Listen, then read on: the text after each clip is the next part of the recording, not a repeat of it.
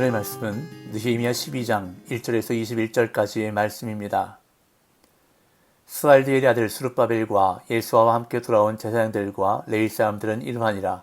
제사장들은 스라야와 예레미야와 에스라와 아마랴와 말룩과 핫두스와 스가냐와 루흠과 무레목과 이또와 긴느도이와 아비야와 미야민과 마아랴와 빌가와 스마야와 요아립과 여다야와 살루와 아목과 힐기야와 여다야니 이상은 예수아 때에 제사장들과 그들의 형제의 지도자들이었느니라. 레위 사람들은 예수아와 빈누이와 감미엘과 세레비야와 유다와 mat다냐니 이 mat다냐는 그의 형제와 함께 찬송하는 일을 맡았고 또 그들의 형제 박부갸와 운노는 직무를 따라 그들의 맞은편에 있으며 예수아는 요야김을 낳고 요야김은 엘리야십을 낳고 엘리야십은 요야다를 낳고 요야다는 요나단을 낳고 요나단은 야뚜아를 낳았느니라.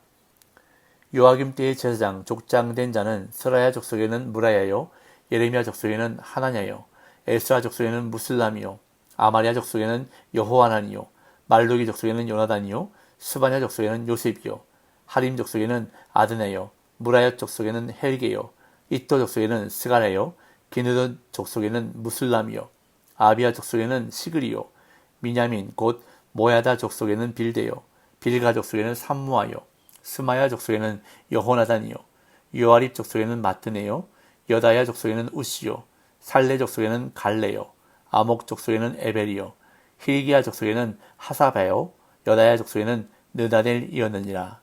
아멘. 느헤미야 11장에서 예루살렘 성에 거주하는 사람들의 명단이 기록되었던 것을 보았습니다. 당시 예루살렘 성에서 산다는 것은 많은 위험과 불편을 갖고 살아야 하는 일이었기에 많은 사람들은 그것을 기피했습니다. 그래서 느헤미야는 백성의 지도자들과 제비를 뽑아 백성의 10분의 1을 예루살렘 성으로 이주시킵니다. 그러자 제비 뽑기의 결과에 승복하고 순종하에 따르는 사람들의 모습이 있었음을 살펴보았습니다. 그런 다음 이제 12장에 들어와서 또 다른 명단이 기록된 것을 보게 되는데요.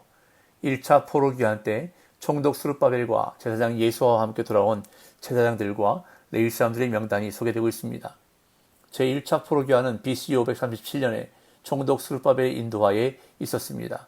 그리고 제2차는 BC 458년에 제사장 겸 학사 에스라의 인도하에 진행되었고 제3차는 BC 444년에 총독 느헤미야의 인도로 이루어졌습니다.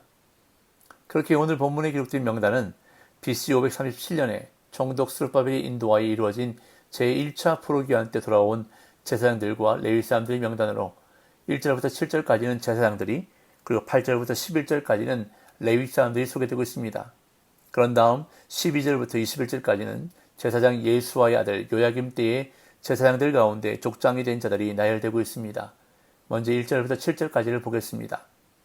스알디엘의 아들 스룹바벨과 예수와 함께 돌아온 제사장들과 레위 사람들은 이러하니라.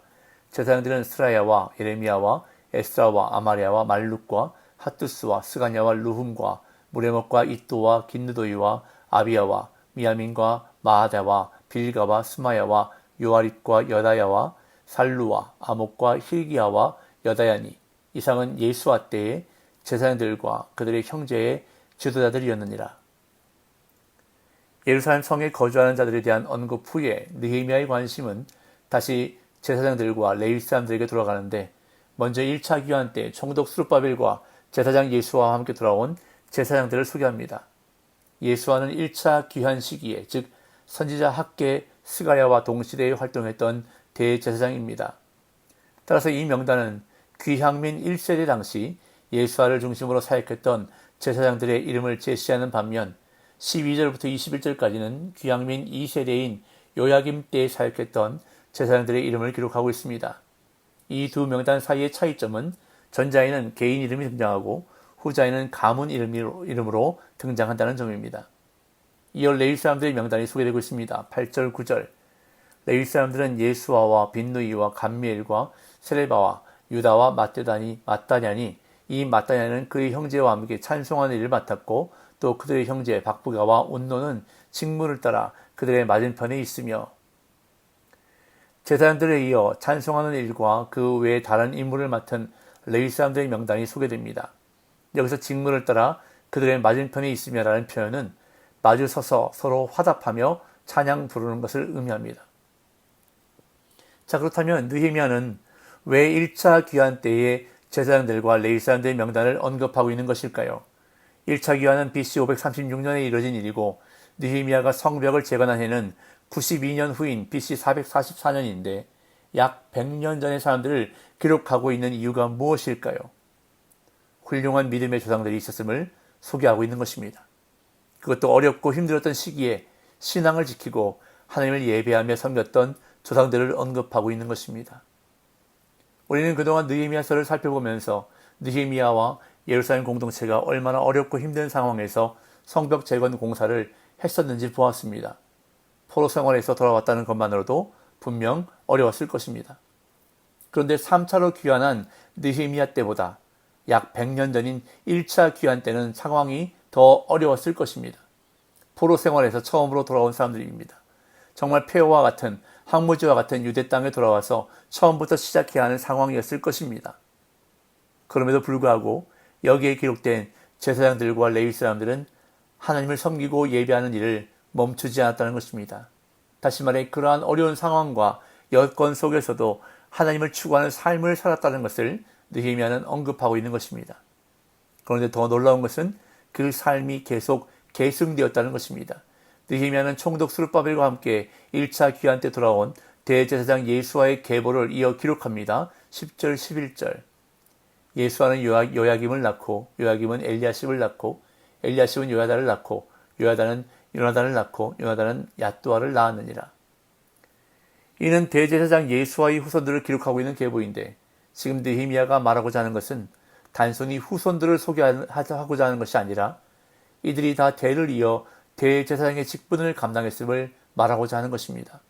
여기서 낳았다는 말은 1차적으로 아들을 낳았다는 것을 말하지만 동시에 1차 귀환 때에 대제사장 예수아의 후손들이 하나님을 섬기고 예배하는 대제사장의 일을 계속 이어갔음을 계승했음을 말해주는 것입니다. 다시 말해 하나님을 추구하는 신앙이 끊어지지 않고 계승되었다는 것입니다. 이어 느헤미야는 1차 귀환 당시 대제사장 예수아의 아들 요야김 때 제사장의 족장이 된 인물들을 기록하고 있습니다. 12절에서 21절. 요야김 때의 제사장 족장된 자는 스라야 족속에는 무라야요, 예레미야 족속에는 하나냐요, 에스라 족속에는 무슬람이요, 아마랴 족속에는 여호하나니요, 말루기 족속에는 요나단이요, 스바나 족속에는 요셉이요, 하림 족속에는 아드나요, 무라야 족속에는 헬게요, 이또 족속에는 스가랴요, 기느돈 족속에는 무슬람이요, 아비야 족속에는 시그리요, 미냐민 곧 모아다 족속에는 빌데요, 빌가 족속에는 삼무아요, 스마야 족속에는 여호나단이요, 요아립 족속에는 마뜨네요, 여다야 족속에는 우시요, 살레 족속에는 갈레요, 아복 족속에는 에벨이요, 힐기야 족속에는 하사베요, 여다야 족속에는 느다넬이었느니라. 1차 귀환으로부터 뿌려진 신앙의 씨앗이 잘 자라나 결실하려면 무엇보다 정통성을 확보하는 것이 중요했습니다. 제사장은 세습되는 직분이었기에 영적 정통성을 확보하기 위해서는 누가 제사장의 자손이고 제사장 가문의 족보를 누가 관리했는가를 명시할 필요가 있었을 것입니다. 이에 느헤미야는 1차 귀환 당시 대제사장 예수아의 아들 요야김 때 제사장의 족장이 된 인물들을 기록하고 있습니다. 제사장들의 가문을 보면 20개의 족속이 있다는 사실을 알 수 있는데 각 족속의 족장은 곧 그 집안의 최고 어른을 의미했을 것으로 여겨집니다. 오늘 본문은 이 시대의 교회와 성도들에게 중요한 교훈을 말씀하고 있습니다. 특별히 한국 교회와 이민교회 성도들에게 중요한 교훈이 아닐 수가 없습니다. 한국 교회 역시 느헤미야가 언급하는 것처럼 훌륭한 믿음의 조상들이 있었음을 우리는 교회의 역사를 통해 알고 있습니다. 전쟁 속에서도 어렵고 힘든 상황 속에서도 하나님을 추구하는 삶을 살았기에 한국 교회는 세계 어느 곳에서도 볼 수 없는 놀라운 부흥과 성장을 이루었습니다. 그리고 이것은 세계에 흩어져 있는 이민교회에서도 마찬가지였습니다. 타국에서의 이민 생활이 결코 쉽지 않았음에도 이민 1세대들이 하나님을 추구하는 삶을 살았기에 이민교회들의 부흥을 경험했던 것입니다. 그러나 오늘날 한국교회와 이민교회들의 모습은 성장은커녕 감소하고 있는 추세인 것을 보게 됩니다. 물론 출산율이 저하되고 이민의 숫자가 줄어드는 탓도 있지만 심각한 문제는 자녀 세대들이 교회를 떠나고 있다는 것입니다. 신앙이 이어지지 않고 끊어지고 있다는 것입니다. 믿음의 유산이 후손들에게 상속되지 못하고 있다는 것입니다. 이것이 바로 이 시대의 교회가 해결해야 할 큰 숙제 가운데 하나입니다.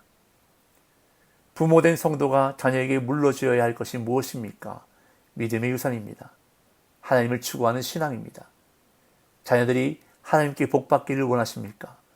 그렇다면 신앙의 사람이 되도록 힘써야 하는 것입니다. 이것이 부모된 성도의 의무입니다. 자녀들에게 마땅히 행할 길을 가르치는 부모가 되시기를 간절히 소망합니다. 하나님을 추구하는 신앙을 가르치십시오. 그래서 그 신앙이 계승되어서 우리 자녀들이, 후손들이 하나님을 떠나지 않는 다른 세대가 아닌 다음 세대가 되어 하나님께 복받는 사람들 되기를 예수님의 이름으로 축복합니다.